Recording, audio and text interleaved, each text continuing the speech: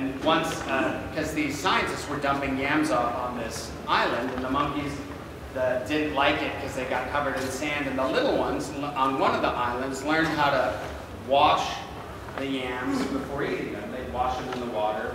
And then when enough of the little ones learned that, as they deposited the yams on the other islands, the monkeys already knew how to wash them. So that they'd already gained that knowledge.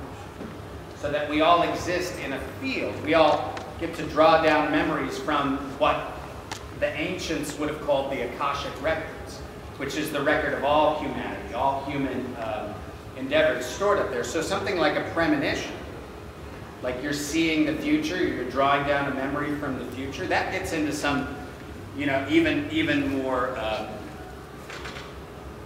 I don't know, sort of interesting topics for me, which is like, what are we doing here? Is what we're doing here, because, you know, we all exist, right? Supposedly. I like to think of it, if this were a video game, I try to start to think about what the rules would be. So if this were a video game, it would be a program that happened and we'd get to participate in that program as, you know, individual avatars. And the idea of a multiverse, like there's thousands and millions of different universes with all the possibilities that could ever happen. It's a pretty common quantum idea. But if that were true, then, like Einstein says, time is really just something we invent. So to remember something from the future is the same as to remember it from the past. One of the other really good studies that they've done, how many of you, and most of us have had this experience, which is another morphic field experience. Because you know what's interesting is people go, oh, you're psychic, and suddenly it's like, oh, I have to be a gypsy and have, you know, strange ears and a crystal ball. But how many of you have ever, like, the phone rang and you picked it up and you're like, I was just talking about Kelly, or I was just thinking about that person. How many of you have ever picked up the phone after having just thought about the person? Rupert Sheldrake on his website has a place where you can sign up to do that experiment. You physically understand that someone is trying to call you before you pick up that phone and look at it. There was a question over here. Was there? Oh, I saw a hand up over there. Yeah? What are your thoughts on deja vu? Deja vu would be a similar thing. I think, honestly, what I think happens, I don't think we ever die. I think in this game, you will reach a point that is death, and other people will watch you die, and you will think, oh, I was close to death, and then I pulled out of it. And you will then into the next universe where you have not died, with copies of all the other people who are just the same as they are in the previous universe. There will be a universe where people saw you die and sad and mourned, and then you'll be in the universe where they didn't. I think all those universes are connected and talk to each other in a sort of fractal way. And sometimes you pull something through. Sometimes you're repeating a thing over and over again. Maybe the program is running over and over again, so you're trying to actualize yourself to the best of creation's ability. Yeah?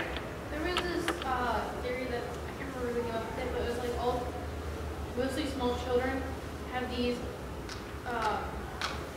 they all have like similar actions and behaviors when they're younger. And there was a whole thing with but there was like a low level of like psychic ability in small children about how they all almost act the same and same types of behaviors and patterns and all that. And do you think that when we as adults, you know, we do similar things with people that are not related to us, do you think that we have the ability to not read their minds, but be able to connect somehow with their mind that we are able to do? Yeah, I absolutely believe that. I know that for a fact. Jessica and I are so connected that there are times when she will say something in her head and I'll go, got it, and go get the Caesar dressing or whatever. You say, oh, Chuck is psychic because he can hear it. And it's like, no, we're all psychic because she could say it psychically. And psychic is the wrong term. It's a really sort of old term, like communicating through fields.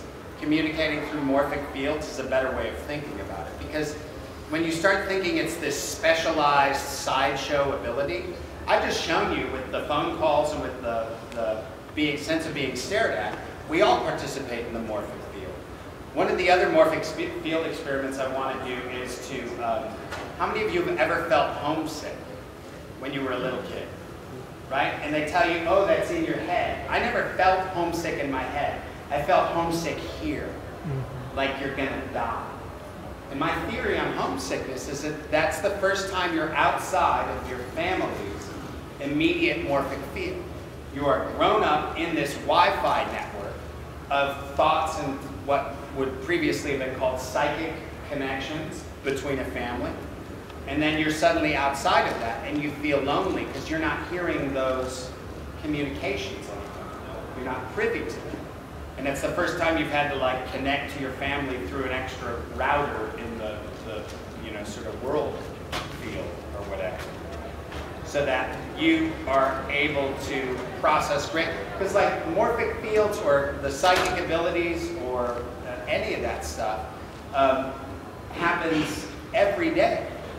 I mean, if you have ever driven on a road, you are able to feel the morphic anger of someone driving next to you. You feel that when they get cut off and they get road rage or whatever.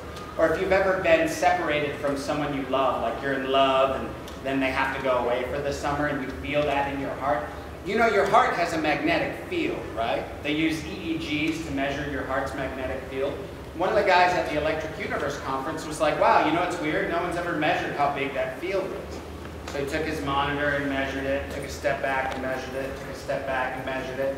How far back do you think he got before he couldn't measure the heart's magnetic field anymore? Take a guess. 15 feet.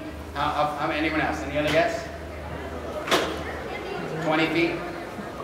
He stopped at 2 miles because he was tired of walking back. And he did this test in the high desert of Arizona where there was no electromagnetic interference. So your heart's field, your brain's field, these magnetic fields, and we all know magnetic fields, right? We all know computers. We all know Wi-Fi networks. We all know that all this data can be just thrown right over the air. I can connect with my computer through the air, through a field, to all the information on the internet. And we all know the brain is a way, way, way better computer than your Dell, right?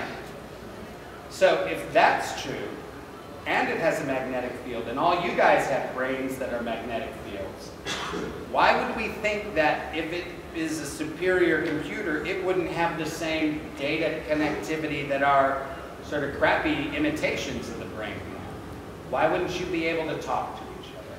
And when you think about babies, I have 6 children. Jessica has 2. So I've spent a lot of time with babies. And I can tell you this for a fact. Anyone in here have a baby? No, but I did. Anyone in here have babies? No one in here has babies? That's awesome. I'm one of the babies. Just I have a because big of the weird baby. randomness of nobody. Okay, so when you have a baby, remember this. If you're trying to get your baby to sleep and you're laying next to your baby, this is one surefire way to help your baby go to sleep. Start to make yourself tired. And this is the reason so many moms go to sleep with their babies when they're like, oh, I'm going to put the baby down, and then they go to sleep. Because if the baby is restless and you're not ready to go to sleep, the baby won't go to sleep. But if you know that sort of sparkly, shivery thing you get right before you feel like you're going to fall asleep, you can sort of coax that feeling out in yourself and the baby will go to sleep. I've done it hundreds, if not thousands of times with my children, where I physically initiate the sleep mentality within myself, and it helps the baby go to sleep. That's a psychic connection, or a morphic field connection. That's what my question. Oh, not a question, just stretch it. Someone said sleep. You got sleep. Like I have 6 younger siblings. We're all like really far apart. Like my sister and I are almost 15 years apart. And it's just like whenever I babysit them, whenever they need to go to sleep, I'm like in the room and I kind of pretend to fall asleep so they go to sleep. Yeah. Is that the same kind of thing? Like even when they're like 6 and 8 now? Yeah. And you can feel it. You can feel the morphic field of a convention. You know how a convention feels safe and it feels awesome because everybody's magnetic resonance of their brains and hearts are all like, we accept everyone is awesome, everyone here is safe. And you can tell when someone comes in and they're not part of the field and it's like, oh, they kind of like, they walk through the crowd and kind of, it feels a little awkward. There was one other question back here. Yeah? Would you say a